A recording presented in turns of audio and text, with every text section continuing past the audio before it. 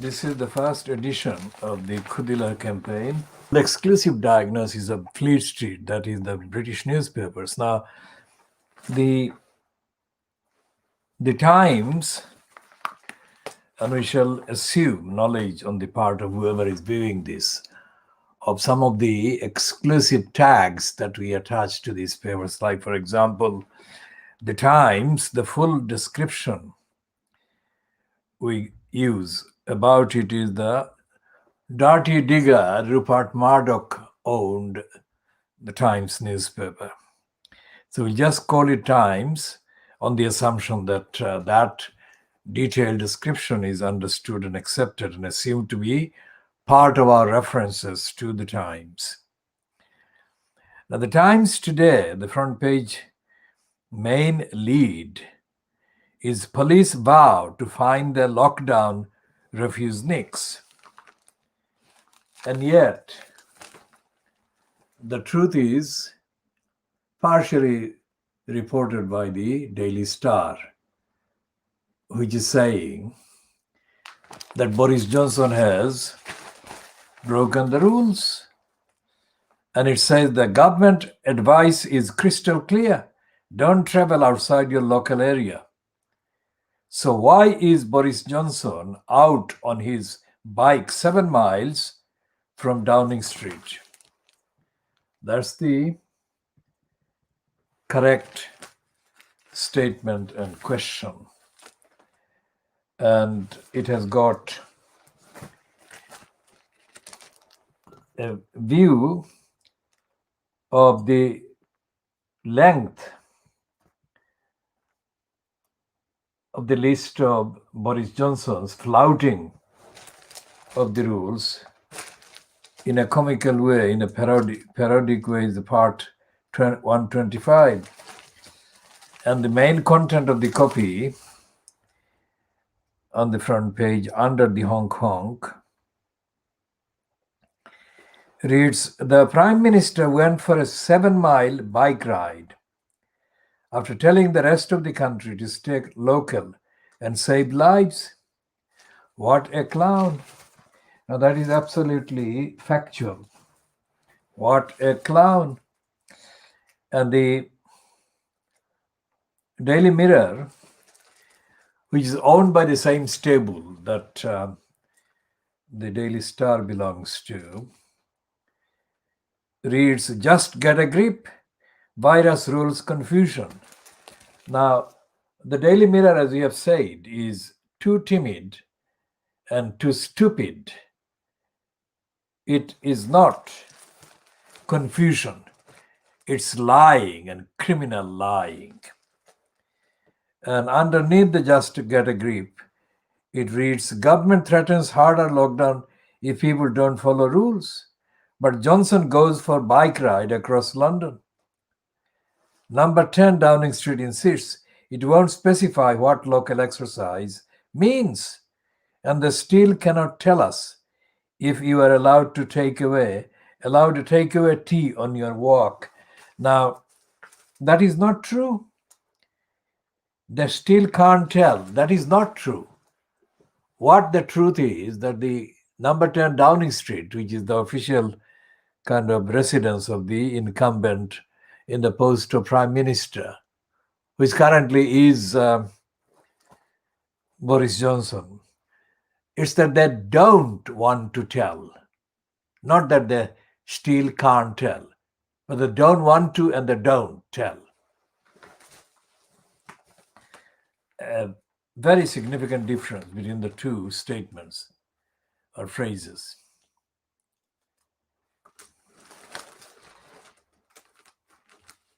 And then they run this 2-page spread on the pages 4 and 5 of the Daily Mirror. The coronavirus crisis, yet more rules, confusion. Again, this is a completely stupid word. Confusion is not the word. It's lying. And then they've got this one.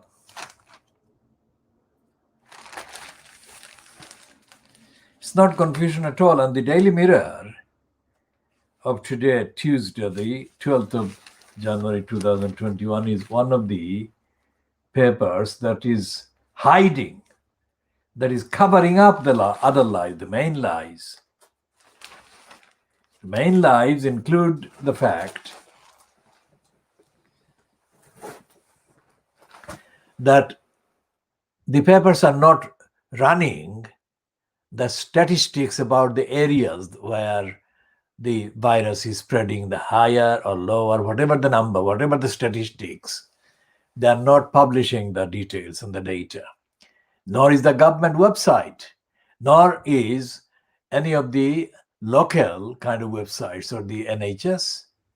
So if people don't know, if people are denied the facts of what is going on in their area, how are they to behave in accordance with the need to prevent themselves being affected? And that is the biggest con represented and typified by the Fleet Street so-called newspapers. They are covering up. They are covering up and they're lying. And they're lying as irresponsibly and as cruelly and as corruptly as the Boris Johnson-fronted cabal is doing. Now, here is an ironic kind of stance taken by Angela Merkel. Because Angela Merkel was probably the only head of a government in the EU or in Western Europe, or in fact anywhere in the world, who issued a statement denouncing the neo-fascistic line that Donald Trump adopted immediately after he was inaugurated. And she is now criticizing, or at least making a position statement critical of Twitter banning Trump. And she's saying that this is an attack on free speech. Now, this is not lost on most people who have been observing Angela Merkel's response to Trump being installed at number 10, at the White House. So most people would read this, as I have read this, as an ironic, almost satirical kind of take by Angela Merkel. I mean, her criticism of Twitter won't be necessary or needed by Twitter or by the American kind of people who are allegedly campaigning for democracy and restoration of the Constitution. Because Twitter has obviously allowed Trump the kind of license that it has done for the last 5 years, precisely because Twitter is a business.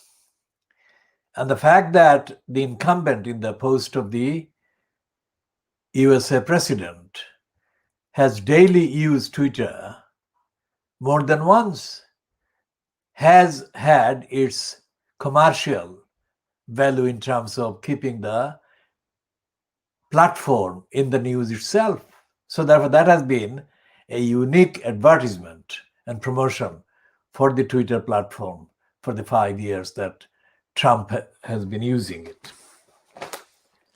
And this will become obviously less true when Trump is no longer in post, clearly. And Twitter will continue to benefit from the fact that Trump did use their platform for 5 years. It is a fact of the records, on the records. And so Angela Merkel is getting a moral kind of stance on the record for herself as well. And she is showing courage in the context, because Trump would never have stood up for any rights that Angela Merkel was denied or deprived by anybody. In fact, Trump condemned Angela Merkel many times, more than once.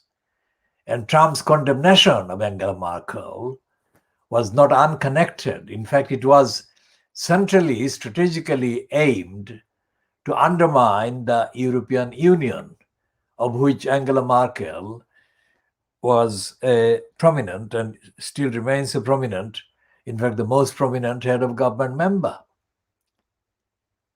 So this is not about free speech. This is about moral high ground, and Angela Merkel, by all comparisons in context, occupies the higher ground morally than Donald Trump. She may not do so in comparison to other public figures in the world today, but in comparison with Donald Trump, most people like Angela Merkel would easily fit the description of occupying the moral high ground. And that is one of the lasting kind of legacies that will be referred to, used, cited for a very long time after Trump is no longer in post in the White House.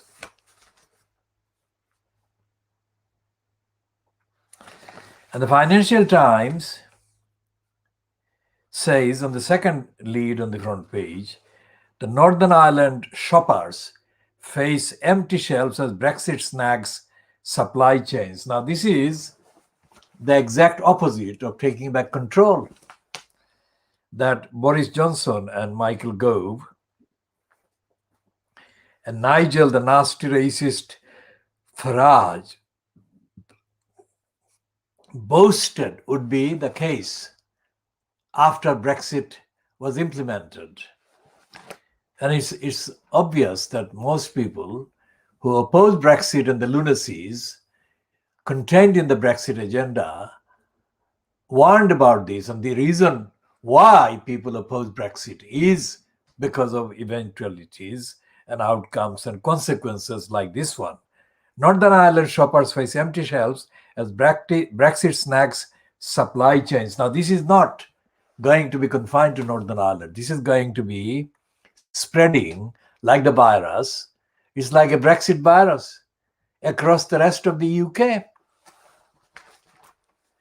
So the item, which has been contributed to by three people, one from Dublin, one from Florence, and one from London.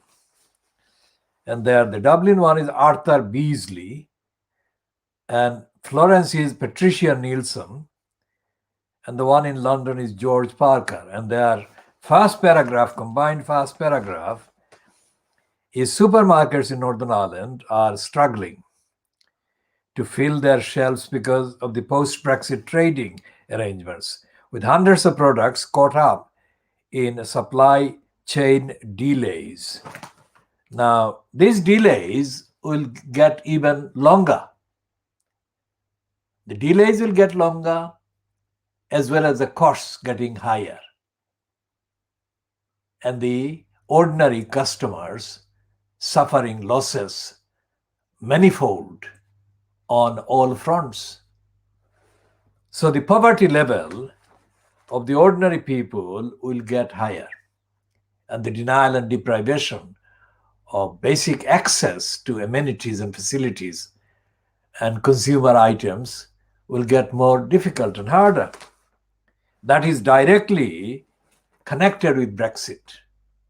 Whatever the details of the agreements, whatever the details, whether it was a good deal or bad deal, Brexit was the bad deal. Either way, whatever way you looked at it. And that is what Corbyn and Starmer and other so-called kind of non-conservatives failed to emphasize or even express in a succinct way that we are doing. Brexit is the snag. Brexit is the loss. Brexit is the epidemic in terms of the benefits that are being lost. Now, the Boris graph has got a misleading photograph of Johnson standing watching a person being vaccinated. And Boris Johnson looks engaged and kind of concerned for the efficiency of the operation. Whereas the real news today is the opposite of that, because Brexit rules have been broken by Johnson. That is the news. But the Boris graph is showing the opposite image of Johnson. And the news is about in the business section, the news about the Bitcoin sinks 25%. City Watchdog issues warning.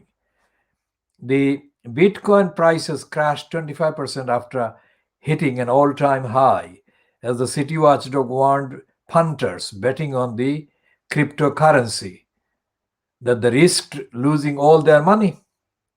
The online currency is now trading at 31,000 pounds dollars per coin, down from $41,500 on January 8. However, it has still more than quadrupled in value over the past year, following a substantial rally after COVID hit. It came as the Financial Conduct Authority warned speculators that gambling on Bitcoin and other cryptocurrency is an ultra high risk activity.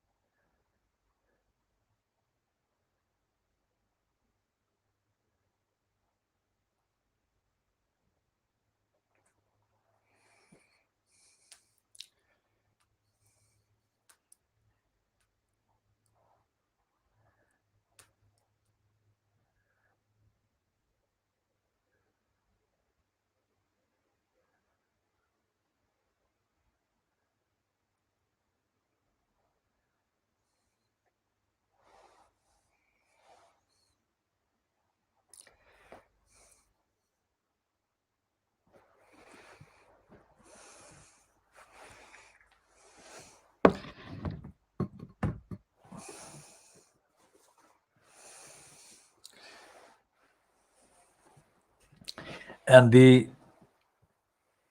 fact that there is a warning from the City Watchdog FCA about gamblers on Bitcoin risking losing all their money is not a rare kind of episode or incident. Because most people, what we call the gullibles, most people are intellectually disengaged with the evidence and the facts of what is going on in the so-called economy. And they are taken in, that is, hoodwinked and misled into believing the hype and the propaganda of quick bucks on the gambling circuit. And the gambling has expanded with online facilities. And the main platforms for gambling now include the Bitcoin's various varieties of the cryptocurrencies. And people are losing more money than they can actually afford. So they're getting into debts, and they're getting into debts with the knowledge that there have been warnings that they might lose their money, all their money. And there are various ways of losing money, not only by the uncertainty of gain, which is very rare in gambling anyway, the fact that there are many shrewd gangs of operators who are stealing data, financial data from the punters and abusing the access to those data and ripping them off.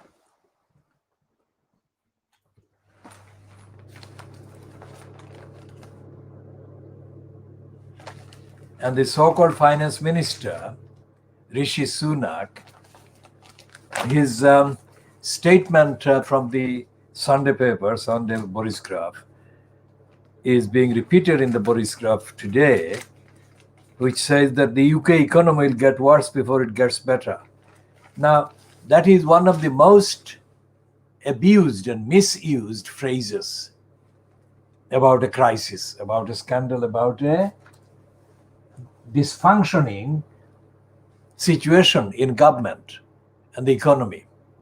Of course, it will get worse before it gets better, but that last part, before it gets better, is a completely false and unjustified kind of optimistic note that is added in order to make it palatable, the bad news that is at the center of the actual statement.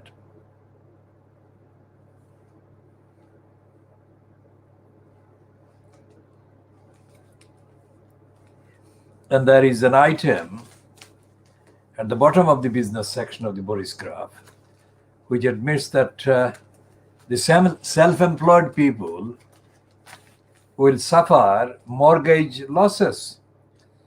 Thousands of self-employed workers face being locked out of the mortgage market by draconian lending restrictions that could force them to raise a deposit of almost £100,000. That's really the reality of that's an aspect of the reality of the denial of housing human rights to people in this country. Making housing a tool for money making is wrong from the start, and it must be scrapped. Housing must be treated as a human right, so that all the burdens of debts and losses and evictions and violations are completely eliminated. The Labour Party is not asking for the ending of housing as a market tool or a market itself, nor is any of the opposition parties, smaller ones like the Greens and the Lib Dems. But there should be. Santander Bank said it was dealing with a backlog of self-employed customers, but added that existing customers who are self-employed could still access loans with a 15% deposit. Now that is one bank, but the other banks are saying Santander has blocked mortgage applications from the self-employed unless they have a deposit of at least 40%.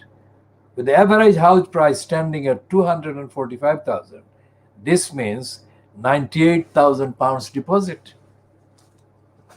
Impossible for most people In fact, the overwhelming majority in housing needs, it is impossible to find 98, even 90%. Even 20,000 pounds is impossible. And they're not talking about the fact that Johnson is not scrapping the HS2, which is being given more than 100 billion pounds to destroy the environment, destroy the countryside. And that is only part of the iceberg. What is happening is that with the other hundreds of billions of pounds that Boris Johnson has authorized Rishi Sunak to kind of borrow, most of that money is going to big business pockets. And there is no accounts of what they're doing with the money published by Fleet Street. Fleet Street is not publishing that fact. So the diagnosis of Fleet Street includes that. And the Daily Express, Beaverbrooks Express,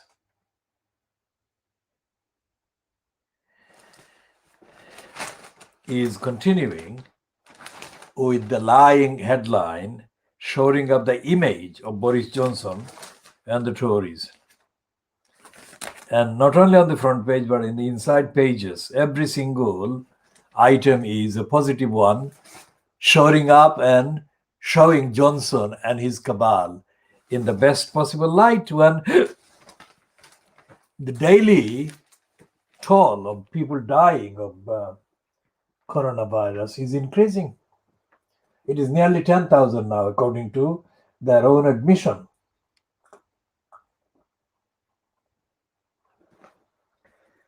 And they are not actually telling the truth about the actual numbers. They're hiding the actual evidence. And they've got a special promotion again on Kate Middleton. Contrast that with their hostile treatment of Meghan Markle on a daily basis.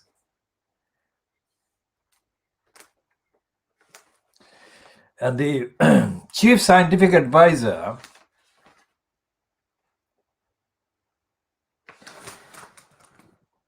Whitty is saying that this is an appalling situation and it is going to get worse.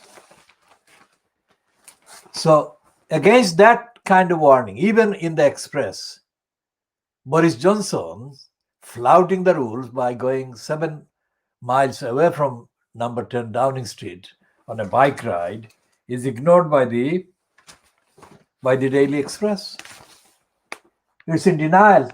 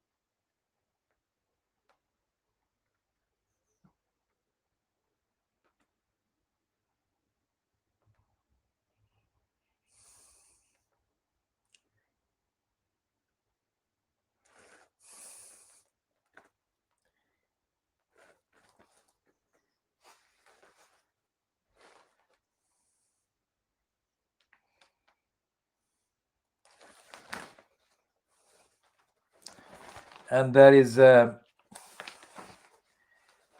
item in the racist Daily Express by Jane Garvey, who was a presenter on the BBC Radio's Woman's Hour. that it took her 10 years before she was accepted. What the Daily Express will never tell is how many racist items did she run while she was in that presenter's post, or how many, on average, racist items are aired by the BBC Radio 4 overall, every day, every 24 hours. It is important to mention that because, like their denial of racism and their perpetuation of racism, they are also in denial of the truth, which is why the BBC has ceased to be respected and regarded as a reliable source of information. Well, it was never fully reliable and truthful, but the level to which it has sunk now over the last decades is the lowest. And the Fleet Street newspapers, which normally talk about the role of the BBC in allegedly promoting so-called left-wing ideas and ideologies, it never is interested in the lying by the BBC about racism and about the creation of poverty by the government and the lack of accountability at every level and the corruption of the judicial bureaucracy and the untruthful promotion of the idea that there is a thing called legal aid. There isn't. What there is a disguised business for funding licensed law trader. Now here is a piece by somebody called Ian Jack. I shall discuss this very thoroughly indeed on The Guardian. And it is comparing Crossrail as a representative or representation of an era when London thrived. Now this is multi-layered stupidity and lie and dishonesty, because Crossrail is not an operational outlet. It's not a line that is working. This program is coming as the Khoodeelaar television program. And Khoodeelaar is the campaign that was launched in December 2003 by myself and K. Jordan to oppose Crossrail, particularly Crossrail hole plotted against the Brick Lane London E1 area. So we know more about Crossrail than Ian Jack will ever do. And we have not seen Ian Jack anywhere in the last 17, 18 years of campaigning against Crossrail hole. So what is the basis of the assumption that he knows what he's talking about? He's lying. So let's see why he's lying.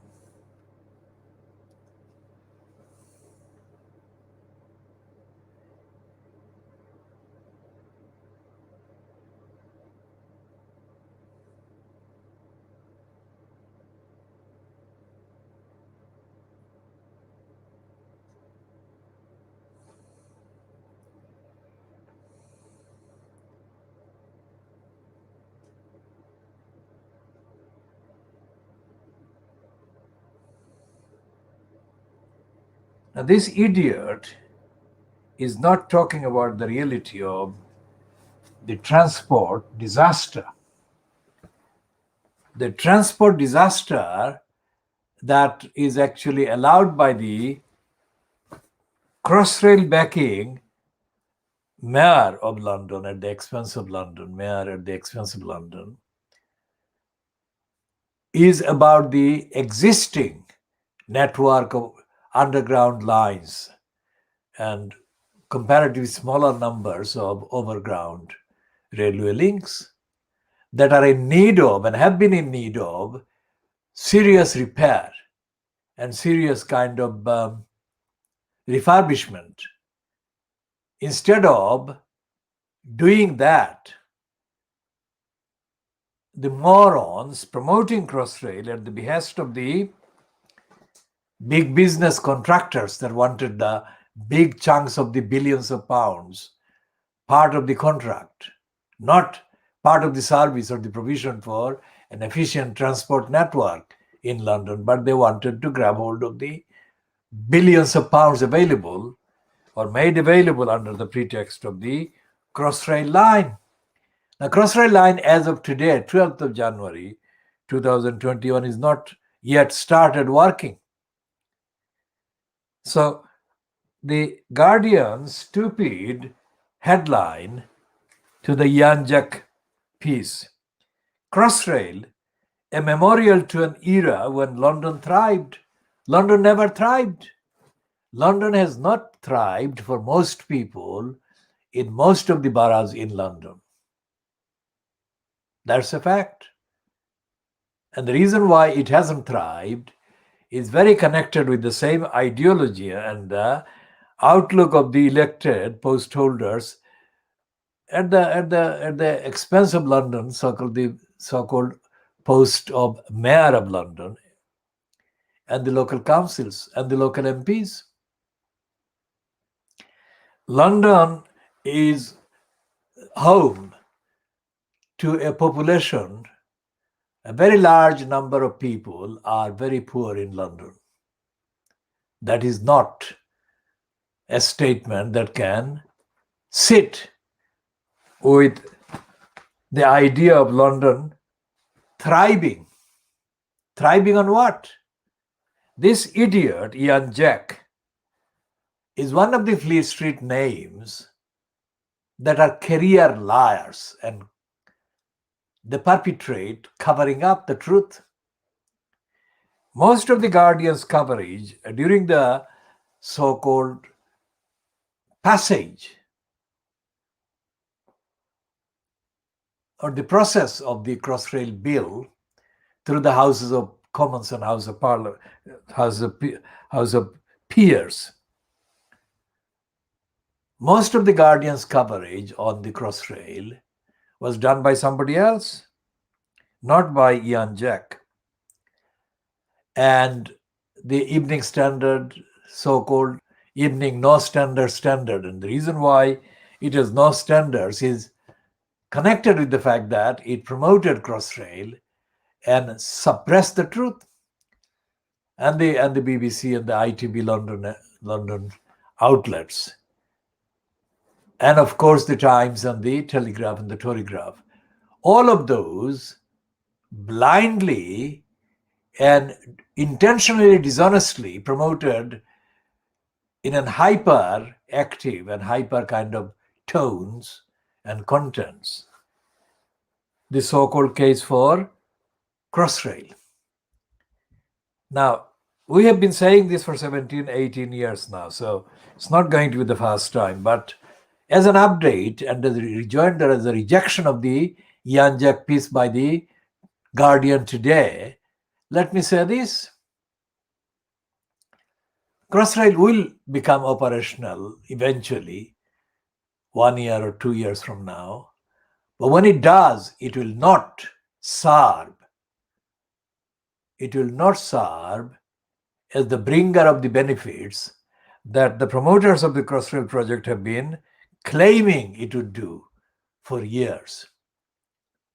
What it would do is to exacerbate the division between people for whatever reason who have money and people who have not got the money. And it will promote, it will actually encourage the abuse of people and degeneration of people from their home estates and the home areas and local areas. And that will be connected with the fact that the promoters, the speculators, the property speculators will be able to make the false claim that a given property put on the market or a given property is located near Crossrail station or Crossrail line. That is nothing to do with the speed of Crossrail equating to benefit. It is to do with the fact that they can actually peddle the lie that it is near that particular line. And the other aspect of cross-rail promotion has been similar to the HS2 and the high-speed 2 that is now being funded to destroy the countryside, English countryside, from London to Birmingham and beyond. That speed of travel on the cross-rail line would be faster than on anything currently existing on the railway or tube underground network in the Greater London area. The question is, speed for what? Speed on what? Say they have said that you will save 20 minutes of the journey time from the farthest point to the east of London to the center of London. So 20 minutes saving for what? To doing what? Speed of travel being halved or reduced by 20 minutes is meaningless when the cost of traveling on railway networks, general railway networks existing, the cost is rising phenomenally. So the numbers of people traveling on the railway network will be significantly reduced. In fact, 30% of current railway lines have been closed or have been deemed to be not functioning because not enough people are using those lines. So even if there is a speed on the crossrail when it goes operational, it won't be economical. It will not be cost effective. To start on cost effectiveness before looking at other hypes and other promotions and other claims. So therefore it will be beyond the means of people to travel on the crossrail. And it will be even worse on the HS2, hypothetically speaking, that crossrail 2 and HS2 are operational, both operational, whenever that happens. So Fleet Street is lying, and the Guardian is lying today more than it did during the progress or movement of the bill through the two houses of Parliament. And it doesn't say, the young Jack doesn't say what the thriving, the word and the concept and the notion of thriving London is referred to. Tower hamlets, Hackney, Newham, Lewisham, Islington, Camden, Lambeth, Southwark. These are London boroughs that have the combined, and Westminster as well. Between them, England's most poorest persons located in them. And it will not get better. That is to say, the poverty is getting worse, even by the standard of the Guardian group. The rich are getting richer and the poor are getting poorer. That is what the Guardian has been kind of running the headline in the last 2 days, which is absolutely accurate as headline. But that's it. The Guardian doesn't tell the whole truth. In fact, most of the truth is denied and suppressed by the Guardian, which refuses to tell the truth. And what is happening with the lie for Crossrail is the norm for the Guardian. And the Guardian has got almost in the habit of the Daily Mail and the Scum and the Daily Express. They give the positive kind of gloss to Boris Johnson's failures and unfitness and dishonesty and lying by adding a completely empty positive phrase or word or words.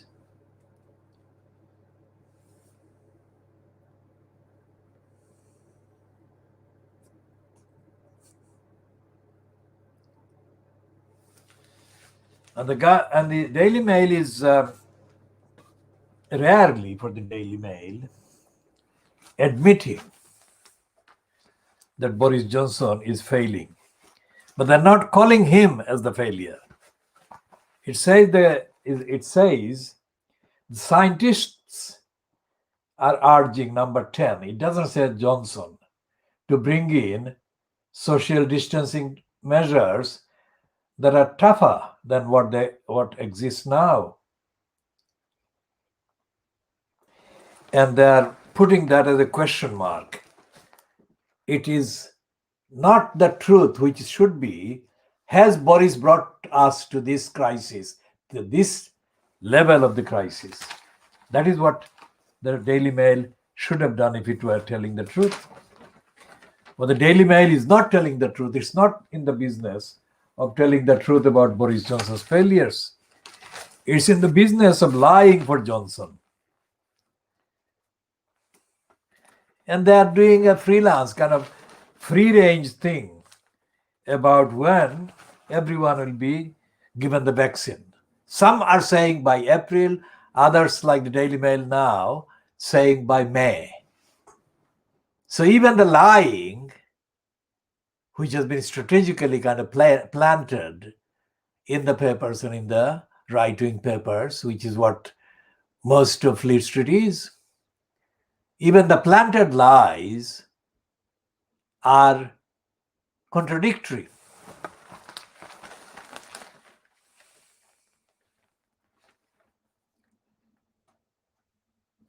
And they're again misleading the readers with this headline.